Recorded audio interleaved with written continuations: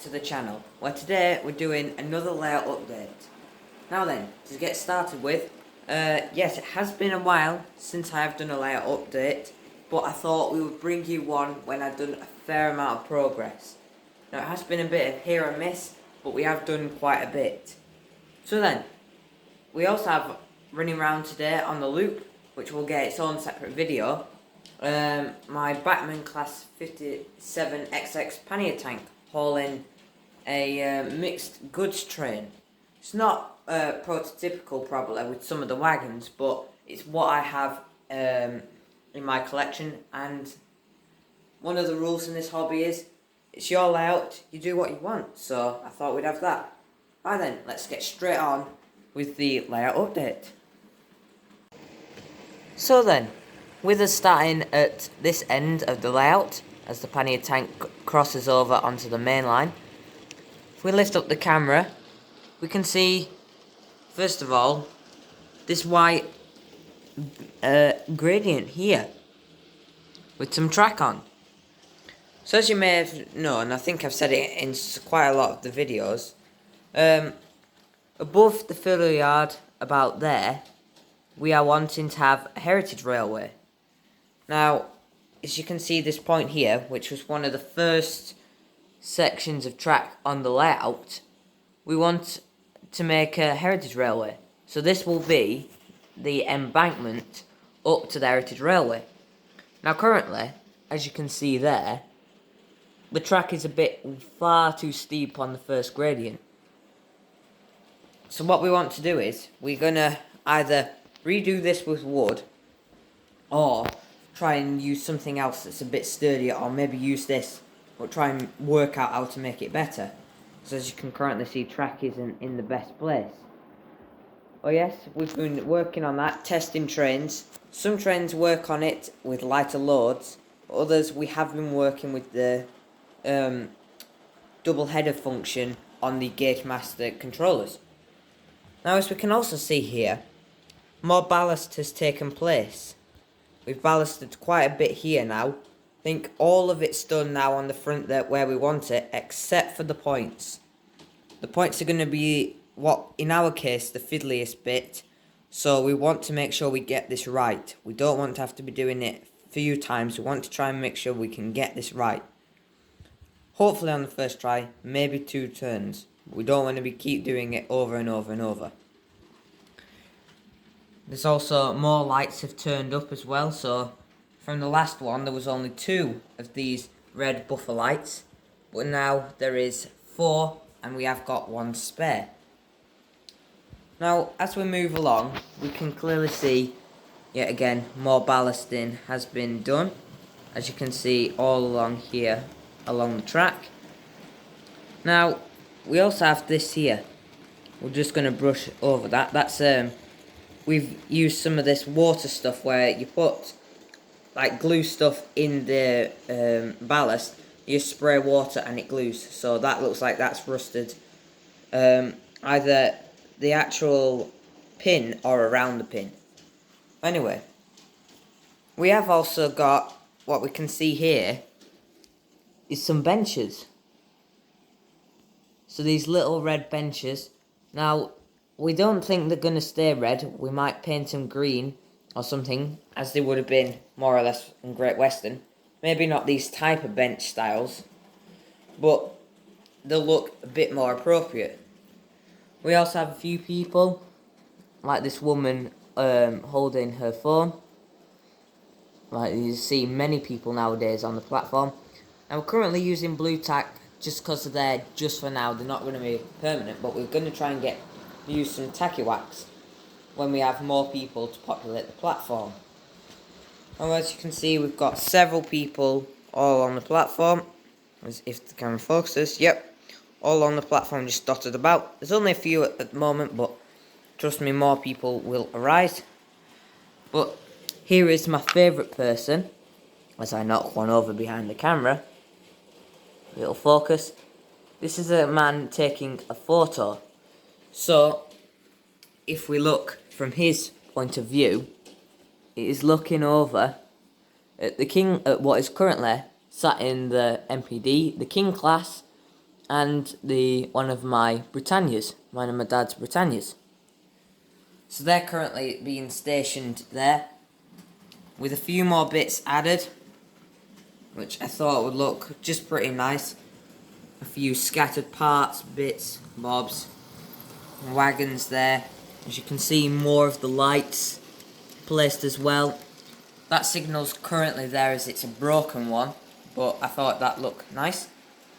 Now up on the top here, I've made, it's probably not going to be permanent, we're probably going to get way better buildings than this, but these are some buildings that my granny gave me, so I thought I would include these until we get newer and better buildings. But if I show you this here, the camera will focus on it. Oh. This is a bus stop, so if I just place it down, as you can see, that's a bus stop. So that's where the bus is stationed there. So we'll put a bus stop there. We're going to get a proper building for this. But this is one of the new things that my dad bought. For the layout, we got a bus stop, which will go there for the station. We also got this post box. All these things are yet still to be fitted, but they're just in a rough place where I would like them. And we also have these zebra crossing lights. You can see that. Yeah, the camera doesn't like to focus on it. But yeah, some zebra crossing lights.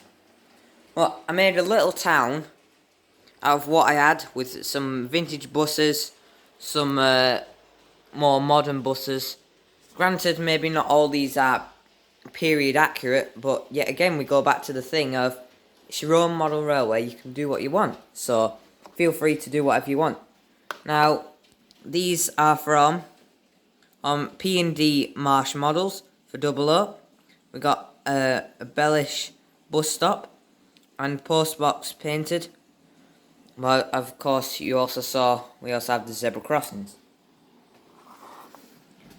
Now then, I'm just gonna move on to the other side, on the inner side, and show you some other things what we've done on the fiddle yard and on that side. So here we are at the next scene, which we'll only be briefly looking at this, and it is a signal box with an old British Railways van. But that's not the main focus. It's these pencil markings.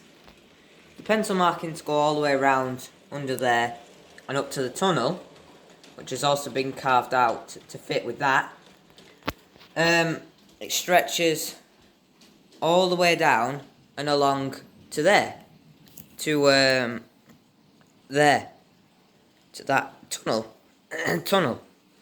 And what this is going to be is, this is marking out where where our embankment's going to be, and it's going to go all the way along. As you can see, this bit here will become a bit of a car park for either drivers, engineers for the MPD, or just general British Rail staff. So as you can see, it's a bit like a little single road, but is double way. And as you can see, there's the town again. But now we're going to move on to the fiddle yard. So as you can see, we have more points and stuff installed. Now my dad has been busy working away at making these sidings here. Now this siding in particular, where this end of N800 is where our programming track is going to be. If I just move over here, this switch here that says main, so main for up and down for programming, is what will change.